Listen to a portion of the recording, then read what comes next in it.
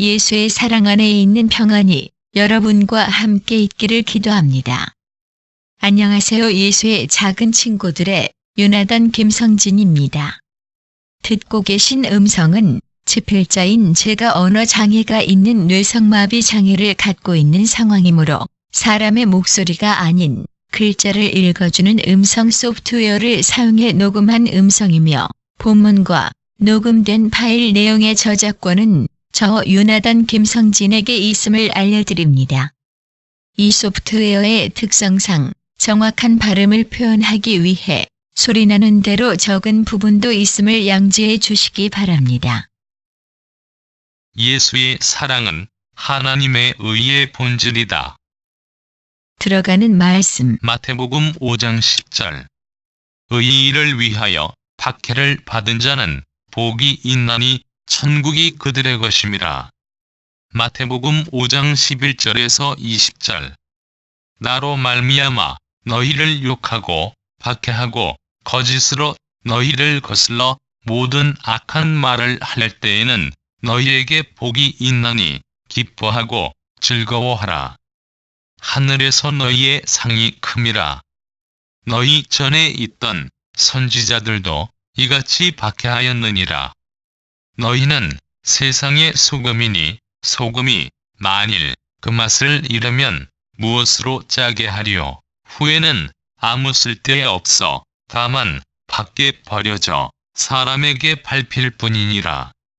너희는 세상의 빛이라. 산 위에 있는 동네가 숨겨지지 못할 것이요. 사람이 등불을 켜서 말 아래에 두지 아니하고 등경 위에 두나니 이러므로 집안 모든 사람에게 비치느니라. 이같이 너희 빛이 사람 앞에 비치게 하여 그들로 너희 착한 행실을 보고 하늘에 계신 너희 아버지께 영광을 돌리게 하라. 내가 율법이나 선지자를 폐하러 온 줄로 생각하지 말라. 폐하러 온 것이 아니요 완전하게 하려 함이라. 진실로 너희에게 이르노니 천지가 없어지기 전에는 율법의 1.1획도 결코 없어지지 아니하고 다 이루리라. 그러므로 누구든지 이 계명 중에 지극히 작은 것 하나라도 버리고 또 그같이 사람을 가르치는 자는 천국에서 지극히 작다 일컬음을 받을 것이요. 누구든지 이를 행하며 가르치는 자는 천국에서 크다 일컬음을 받으리라. 내가 너희에게 이르노니 너희 의의가 서기관과 바리새인보다 더 낫지 못하면 결코 천국에 들어가지 못하리라. 한글 킹제임스 성경 마태복음 6장 16절에서 34절. 또 너희가 금식할 때에 위선자들처럼 슬픈 표정을 짓지 말라. 그들은 사람들에게 금식하는 것을 보이려고 그들의 얼굴을 흉하게 하느니라. 진실로 내가 너희에게 말하노니 그들은 그들의 상을 받은 것이니라.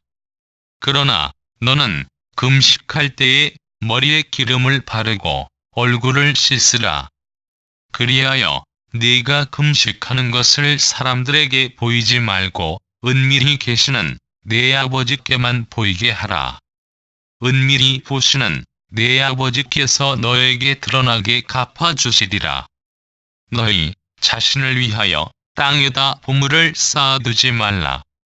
거기는 좀이나 녹이 해치며 또 거기는 도둑들이 뚫고 들어와서 도둑질하느니라.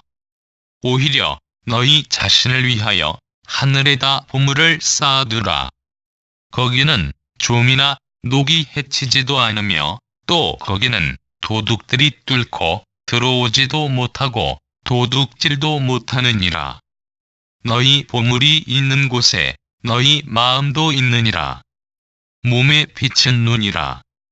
그러므로 네 눈이 순전하면 내 온몸이 빛으로 가득 찰 것이요. 만일 네 눈이 악하면 내 온 몸도 어두움으로 가득 찰 것이라. 그러므로 내 안에 있는 빛이 어두우면 그 어두움이 얼마나 크겠느냐. 아무도 두 주인을 섬길 수 없나니 이는 그가 한쪽을 미워하고 다른 쪽을 사랑하거나 한쪽을 존중하고 다른 쪽을 업신여기기 때문이라. 너희가 하나님과 재물을 동시에 섬길 수 없느니라. 그러므로 내가 너희에게 말하노니 너희 목숨을 위하여 무엇을 먹을까, 무엇을 마실까, 또 몸을 위하여 무엇을 입을까 염려하지 말라. 목숨이 음식보다 중요하지 아니하며 몸이 의복보다 중요하지 아니하냐.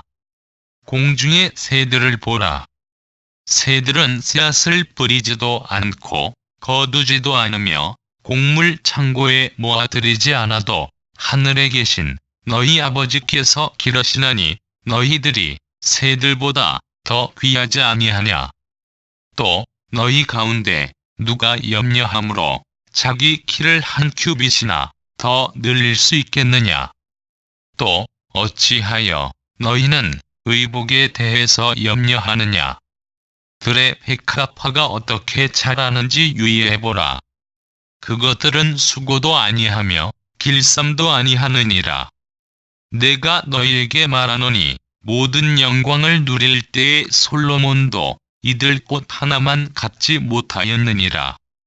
오늘 있다가 내일 아궁이에 던져질 들풀도 하나님께서 이처럼 입히시거늘. 오, 너희 믿음이 적은 자들아, 그분께서 너희를 더욱더 잘 입히지 아니하시겠느냐. 그러므로 무엇을 먹을까, 무엇을 마실까, 또 무엇을 입을까 하고 말하며 염려하지 말라. 이런 것들은 모두 이방인들이 구하는 것이라. 하늘에 계신 너희 아버지께서는 너희에게 이런 모든 것이 필요한 줄 아시느니라. 오직 너희는 먼저 하나님의 나라와 그분의 의의를 구하라. 그리하면 이 모든 것을 너희에게 더해 주시리라. 그러므로 내일을 위하여 염려하지 말라. 내일 일은 내일 염려할 것이요 그날의 재앙은 그날로 충분하니라. 오늘은 예수의 사랑인 요한복음 13장 34절의 세계명으로 다시 묵상하는 산상수훈 팔복의 8번째 복, 의를 위하여 박해를 받은 자의 복에 대해 묵상하려 한다.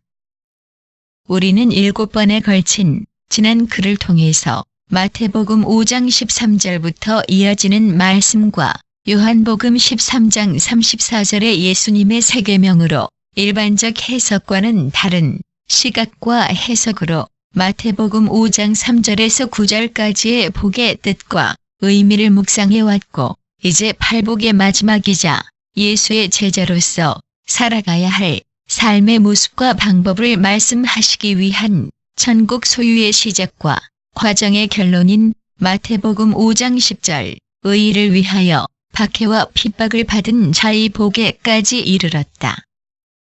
지난 글들에서 계속 언급했듯이 산상수훈은 하나님께 어찌하라가 아닌 처음부터 끝까지 예수의 제자로서 내가 만나고 대해야 할 다른 사람들에게 어찌하라는 사람을 위한 사람 수훈이기에 예수님께서 팔복에서 제시하신 각각의 복의 조건 사안들은 저 말씀을 듣는 한 개인의 현 상황이거나 처지를 소유한 자를 의미하기보다는 다른 이들을 그들을 위해 그들을 사랑하기 위한 이러한 조건의 사안을 소유한 사람이 되어지라는 의미로 봐야 13절부터 이어지는 말씀과도 어우러질 뿐더러 저 8개의 구절은 각각 동떨어진 독립된 구절이 아니라 상호 서로 이어받는 구절로서 우리를 위해 완성하신 예수의 사랑이 무엇이며 그것을 이루는 방법에 대한 설명에 서두며 동시에 결론이요. 팔복에서 제시하신 저 조건 사안들은 바로 예수의 본질적 성품과 그의 형상으로 타락 이전의 모습을 회복한 사람의 모습이며 제자됨의 모습임을 알 수 있다는 사실을 발견하고 묵상해왔다. 다시 말해 저 8개의 각 구절의 귀결 부분인 천국을 소유, 위로를 받음, 땅을 얻음, 배부름, 긍휼을 입음, 하나님을 봄, 하나님 아들로 불리움. 이것들 자체는 저런 조건들의 삶을 사는 이에게 따라와 주어지는 필연적 결과이지 결코 목적이거나 자기 자신 한 사람 개인에게 주어지는 복이라고 해석해서는 안 된다는 것이며, 또한 저런 조건들의 삶은 결코 자기 자신을 위한 의도와 목적이 아니라 다른 이들을 위한 의도와 목적의 조건의 삶이란 것이다. 어쩌면 저 8구절의 귀결점은 율법주의에 얽매여 있던 예수님 당시 유대인들과 현재 우리들이 보편적 의식으로 갖고 있는 복에 대한 기준과 관념이라고 봐야 옳을 것이다. 즉, 저 귀결점을 소유한 사람이 복의 사람이라고 여기는 것 말이다. 그러나 예수님은 사람들의 이러한 복에 대한 기준과 관념과 개념을 완전히 뒤집으신다. 저 팔복의 조건을 13절부터 이어지는 말씀과 요한복음 13장 34절의 예수의 계명, 곧 예수의 사랑을 통해 다시 재해석해서 바라보아야 할 이유는 저 팔복을 한글 번역본으로만 따로 떼어봤을 경우 기존 해석으로 풀이할 수도 있겠지만, 그래할 경우 13절부터 이어지는 말씀과는 맥이 끊어져 버리고 전혀 무관한 구절로 만들어버리는 우를 범하는 지식이에 올바른 관점의 해석이 나올 수 없기 때문이다. 또한 예수의 제자가 된 사람이라면 그들도 사람이기에 이전의 인간으로서 가난과 슬픔과 낮아짐과 주림 또 목마름과 긍휼에 대한 바램을 이미 느끼고 경험하고 소유했던 사람들이다. 그런데 나를 위한 예수의 사랑이 내 모든 것에 충족이 되어서 복이 되어 주셨기에 인생관과 세계관과 가치관이 변화됨을 통해 이 모든 것에서 벗어나 자유로워지고 복을 누리는 상태이므로 더 이상 자신이 누리기 위한 복의 조건을 소유할 필요도 만들 필요도 없기 때문이다. 만약 목회자이든 교회 직분자이든 평신도이든 우리가 아직도 저런 것을 계속 구하고 저기에서 벗어나서 자유로워지지 않았다면 그 사람은 예수를 만나지도 못했을 뿐더러 예수가 누구신지 아직 모르고 있는 사람이고, 예수를 따르는 제자가 아닌 예수를 우상으로 만들고 이용해서 속된 말로 상에서 떨어지는 콩고물이나 주워 먹으러 따라다니는 들고양이나 다름이 없다는 것을 알아야 한다. 따라서 저 팔복의 조건들은 현재 내가 처한 삶의 상황과 처지를 말하는 게 아니라 아래와 같이 다른 이들에게 이러한 복의 사람이 되어주라는 뜻으로 바라보는 것이 타당하다는 것이다. 즉, 심령이 가난한 자의 복, 애통하는 자의 복, 온유한 자의 복, 의에 줄이고 목마른 자의 복, 긍휼히 여기는 자의 복, 마음이 청결한 자의 복, 화평케 하는 자의 복, 의를 위해 핍박을 받는 자의 복. 예수님은 저 팔복을 말씀하시면서 13절부터 이어지는 말씀을 통해 저 8개의 각 구절들을 아주 치밀하게 연계시키셨다는 사실을 알 수 있다. 첫 번째, 3절, 다른 일을 위해 자기를 부인하고 심령이 가난한 자가 되는 복이 되어주어라. 자기를 부인함으로 마음을 비워서 가난한 자가 되어야 할 목적과 이유는 자애가 없는 진짜 사랑이신 예수가 내 안에 임하셔서 저들을 위해 저들을 내게 사랑하게 하시도록 하기 위함이며, 다른 이들의 마음과 입장과 생각과 처지와 사정을 내 안에 계신 예수의 가슴으로 헤아려 줄 수 있는 자가 되기 위함이며, 이것이 곧 예수의 제자로서 그분의 온전한 사랑을 이루는 가장 기본적인 준비 과정임을 알아야 한다. 왜냐면 자애가 없는 예수의 사랑의 그 가슴만이 다른 이의 마음과 의식과 생각을 내 안에 들일 수 있기 때문이다. 두 번째, 4절, 그렇게 예수가 내 안에 계시면 다른 이의 고통과 힘겨움을 내 몸의 한 부분으로 함께 애통하는 자가 되는 복이 되어줄 수 있다. 애통하는 자가 되어줄 수 있는 이유는 인간의 오감과 경험과 지식과 판단으로는 다른 이의 아픔과 힘겨움을 결코 알 수 없지만 오직 부인되어져 비워진 내 속에 자애가 없으신 예수가 함께 하심으로 자기를 온전히 버리신 예수의 저희를 위한 그 사랑의 가슴으로 울고 있는 그를 위해 그의 가슴이 되어 같이 울어주고 아파하는 그가 되어 어루만져주고 힘겨워하는 그가 되어 그의 짐을 같이 져줄 수 있기 때문이다. 세 번째, 5절. 그렇게 하려면 그의 아픔과 고통을 알기 위해 스스로 낮아진 온유한 자가 되는 복이 되어 주어야 한다. 온유한 자가 되어야 할 목적과 이유는 나는 아무것도 안 하면서 멀리 서서 동정의 눈물이나 흘리는 것이 상대의 아픔과 힘겨움을 헤아려 주고 느끼고 알고 같이 울어주는 것이라 생각하거나 거기서 끝내려 해서는 안 된다는 것이다. 그의 삶 속으로 낮아져 들어가서 그와 같은 동질성이 되어 주어야 한다. 그럴 때만이 그의 아픔과 고통과 힘겨움을 헤아리고 느끼고 함께 애통한다는 것을 그에게 알고 느끼게 해줄 수 있다. 그것을 위해 나는 그와 같은 자리로 낮아진 온유한 자가 되어 주어야 한다. 예수가 나를 위해 그리 하시려고 온유한 자가 되셨듯이 말이다. 네 번째, 6절. 그럴 때만이 그를 위한 아름답고 옳은 길을 고민하고 아파하고 줄이고 목말라 하는 자가 되는 복이 되어줄 수 있다. 진정 상대를 위한다면 결코 상대에게 무조건 내어주지 않는다. 상대가 진정 원하는 것이 무엇이냐를 물어서 찾아보고 상대가 원하는 방법으로 주려 하되 무엇이 또 어떤 방법이 그를 위해 가장 아름답고 가장 좋은 사랑인지를 고민하고 아파하고 줄이고 목말라 해야 한다. 이것이 나를 위해 하나님이신 예수가 나와 같은 사람이 되신 이유이다.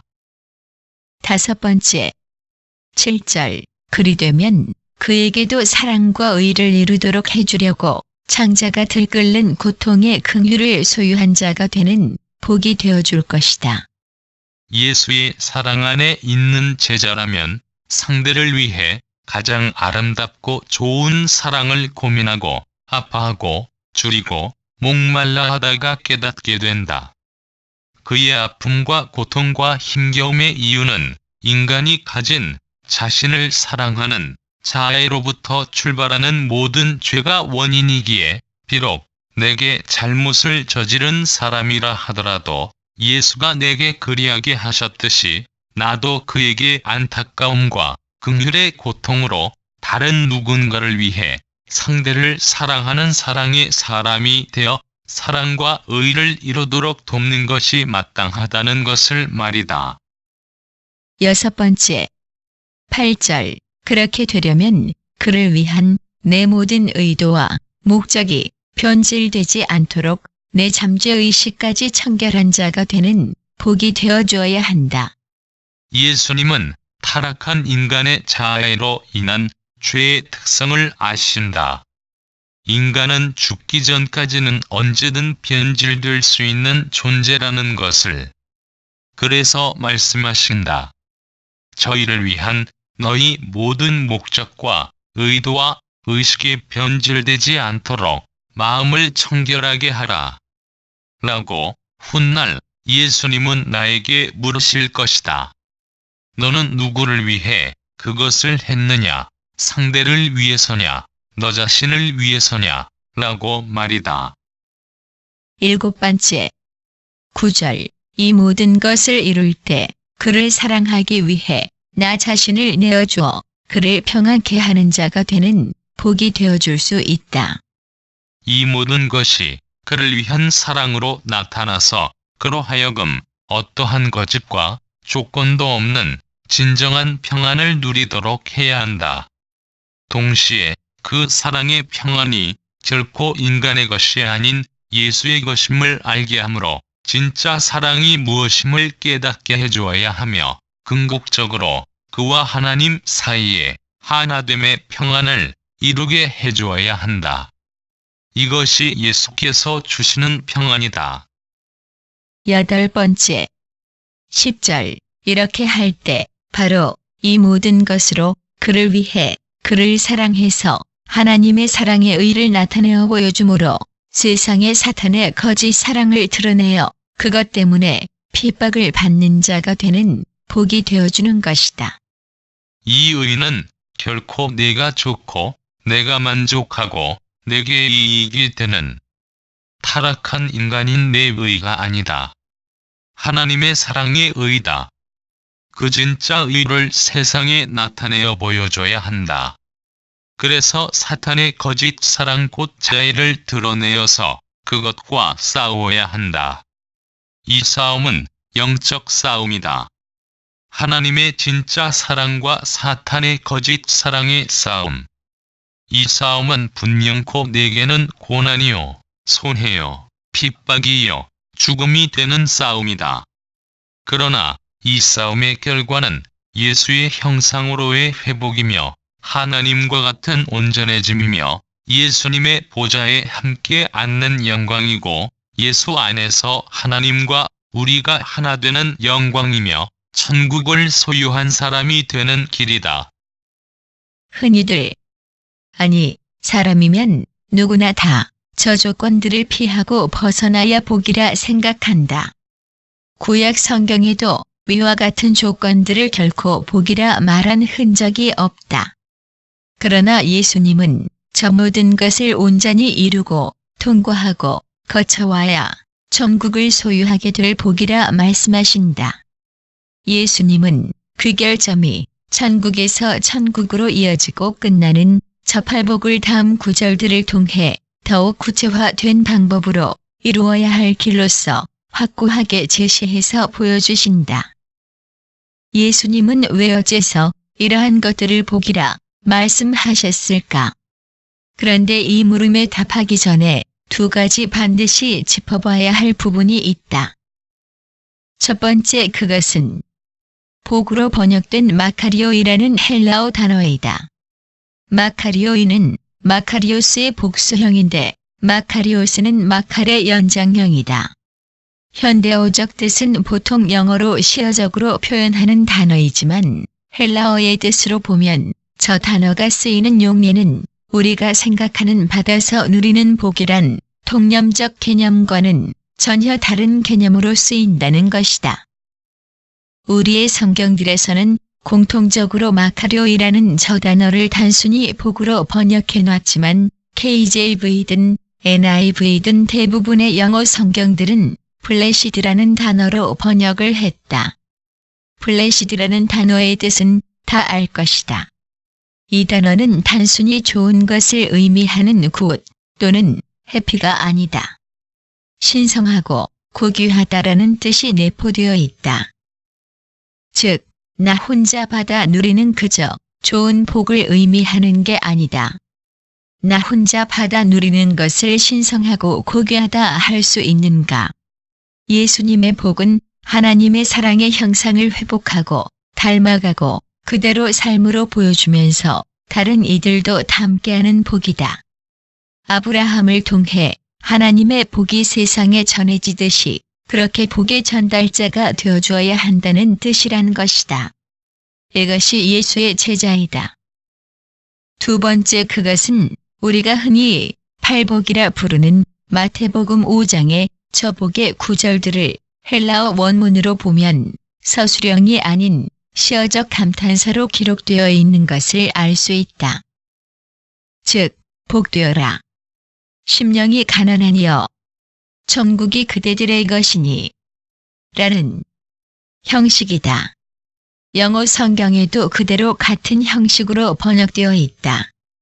그런데 우리말로 번역되면서 문제가 된다. 마태 5장의 복의 구절들이 10절로 끝나는 팔복이라면 헬라어 원문에서도 11절부터는 서술형으로 기록되어 있어야 한다. 허나 아래와 같이 11절 또한 복되어라 로 시작하는 시어적 감탄사로 기록되어 있다는 사실이다. 이게 무슨 말인가?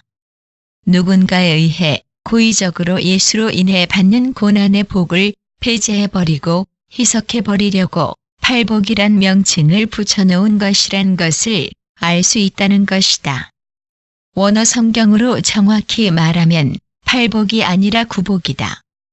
왜냐하면 3절부터 10절까지의 처복의 조건들은 사탄의 것이 아니라 예수님의 것이며 예수의 사랑의 방법이며 의의를 이루는 방법이고 예수 자신이 그 복의 조건이기 때문이다. 즉, 너희의 방법과 너희의 사랑이 아닌 내 사랑과 그 방법으로 이루어야 한다. 는 뜻이라 이 말이다. 그래서 11절에서 나로 말미암아 라고 하신 것이다. 어떤 이들은 팔복에 대한 나의 저러한 해석, 즉 나 한 사람의 개인적인 현재 삶의 상황이나 조건으로 보지 않고 다른 이들을 위해 내가 가져야 할 삶의 태도와 방법과 목적으로 보는 것들이 덧붙임 또는 확대 해석이라 말할 이들이 있을 것이다. 허나 5장 13절부터 이어지는 말씀을 깊이 생각해보자. 인간인의 입장이 아닌 살아계신 창조주 하나님이신 예수님의 입장에서 말이다. 예수님은 저 8개의 복을 말씀하신 후 5장 13절부터 너희는 세상의 소금이요 세상의 빛이라 라고 하신다. 그런데 우리는 툭하면 세상의 소금이 되라, 빛이 되라고들 한다. 그러나 분명히 알아야 할 것은 저 문장에는 소금과 빛이 사람됨에 대한 목적이거나 행위의 동사로 쓰이지 않았다. 즉, 소금이 되라, 빛이 되라가 아닌 너희가 곧 그 세상의 그 소금이며 그 빛이다. 라고 하신다. 이것은 되라가 아니다. 위의 복의 조건들을 이루고 소유한 예수의 제자의 존재 자체에 대한 규정이며 명령이란 것이다. 또한 마태 5장 17절에서 20절로 이어서 예수님은 율법의 완성을 위해 이 세상에 오신 예수님 자신의 목적을 말씀하신다. 여기에 또다시 이어서 마태 5장 45절에 그 율법의 완성을 위한 삶의 태도와 방법을 제시하시며 이와 같이 해야 하나님의 아들이 될 것이다. 라고 하시고 마태 5장 46절부터 48절에 바로 이와 같은 사랑이 곧 하나님의 온전하심이기에 너희도 온전하라고 하신다. 자, 이래서 위의 팔복에 대한 나의 저 해석이 가능해진다는 것이다. 한 개인이 현재 처한 삶의 상황이나 조건을 말하는 것도 아니고 8개의 각 구절의 귀결점이 목적이거나 개인에게 주어지는 복도 아니고 13절부터 이어지는 말씀의 서두와 결론이란 것을 알 수 있기 때문이다. 왜 저런 것들이 복인가? 바로 이것이 하나님과 같은 온전함을 이루는 유일한 방법과 길이기 때문이며 이것이 하나님의 형상을 회복하는 과정과 길이며 바로 이 회복이 진정한 복이기 때문이다. 또한 이 회복을 이룬 그가 천국을 소유한 사람이다. 의를 위하여 핍박을 받은 자는 복이 있다. 자, 이제 오늘의 본론으로 들어가려 한다. 나는 우선 모두에게 질문부터 하겠다. 이 세상의 정의, 곧 올바름이란 무엇이며 불의, 곧 그릇됨이란 무엇인가? 첫째, 내가 손해보면 정의가 아니다. 둘째, 내가 맞으면 정의가 아니다. 셋째, 내가 빼앗기면 정의가 아니다. 넷째, 내가 가난하면 정의가 아니다. 다섯째, 내가 울면 정의가 아니다. 여섯째, 내가 줄이고 배고프면 정의가 아니다. 이것이 이 세상의 정의의 기준이다. 다시 말해, 내게 이익이 돼야 그것이 정이다. 내게 이익이 되는 것을 찾아 만들어 놓은 것이 세상의 법이다. 내게 이익이 안 되면 모든 것이 불법이다. 그렇다면 그렇게 내게 이익이 되는 세상의 정의와 법을 준행하고 지켰는데 왜 어째서 예수님은 의를 위해 핍박을 받는 자는 복이 있다 하셨을까? 마태 5장 10절의 저 이인은 나를 위해 내게 이익이 되게 만들고 정해놓은 세상의 정의와 규정적 법이 아니기 때문이다. 11절을 보자. 한글 킹제임스 성경 마태 5장 11절 나로 인하여 사람들이 너희를 욕하고 박해하고 거짓으로 꾸며 갖은 악한 말로 너희를 거슬러 말할 때에 너희에게 복이 있나니. 그 의는 단순히 공평이나 평등을 말하는 의이거나 무저항 비폭력을 말하는 의의가 아니다. 저 의의는 하나님, 곧 예수님의 사랑의 의의다. 그렇다면 하나님의 의란 무엇인가?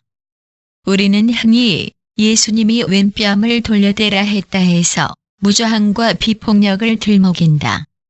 그래서 악에게 대항하지 말라고 가르치고 하나님은 악인과 선인에게 햇빛과 비를 똑같이 주신다 했다 해서 수량적 공평과 평등의 의를 말하려 든다. 그러나 정확히 무저항과 비폭력, 또 수량적 공평과 평등이 하나님의 의는 아니다. 왼뺨을 돌려대고 거두까지 주고 심리를 같이 걷고 원수를 사랑하는 이것은 각 개인에게 속한 상황과 여건 속에서 다른 이들을 먼저 배려하고 생각하고 그를 위한 사랑을 이루라 하신 것이지 내가 아닌 다른 이가 그런 불합리와 불이익을 당하는 것을 보고도 무행동으로 대항하지 말라는 말이 아니기 때문이다. 만약 그렇다면 10절에서 의를 위한 핍박의 복은 말씀하지 않았을 것이다 이 말이다. 또한 하나님의 의는 수량적 공평이나 평등이 아니다. 상대에게 가장 필요하고 적합한 것을 그에게 맞게 내어주시는 당사자적 의다. 그 의는 곧 예수의 사랑이다. 예수의 사랑은 하나님의 의의 본질이다. 그 사랑은, 그 의는 자기 이익을 위한 것이 아니다. 오로지 저희를 위한 사랑이며 저희를 위한 의이다. 예수의 제자는 세상에서 오직 저희를 위한 예수의 사랑과 그 의로 세상의 자기 이익을 위해 만들고 정해놓은 저 거짓 정의와 법을 맞서서 싸우는 사람들이다.